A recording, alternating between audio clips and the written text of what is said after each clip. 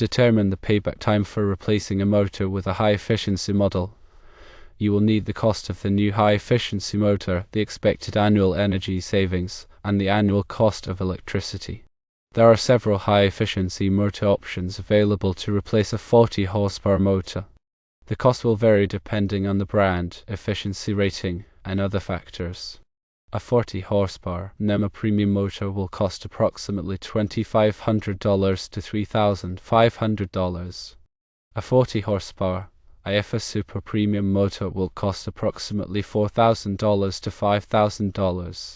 The energy savings you can expect from a high-efficiency motor depends on the existing motor efficiency, the new motor efficiency, annual operating hours, and the motor load.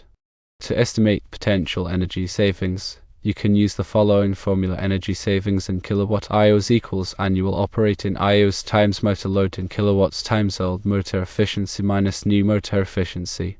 Assuming the old motor is a standard efficiency motor with an efficiency of around 87% and assuming an IFA motor efficiency of 95%, the energy savings for a 40-horsepower motor operating for 4,000 hours per year with a load of 30 kilowatts would be calculated as follows: energy savings equals 4,000 times 30 times 0.87 minus 0.95, which equals 960 kilowatt hours. To calculate the payback time, divide the cost of the new motor by the annual energy savings multiplied by the cost of electricity per kilowatt hour. Payback time in years equals cost of new motor divided by energy savings times cost of electricity. Using the following assumptions: cost of new motor $3,000, energy savings 960 kilowatt hours per year, and cost of electricity 10 cents per kilowatt hour, the payback time would be calculated as follows: payback time equals 3,000 divided by 960 times 0.10, which equals 3.13 years.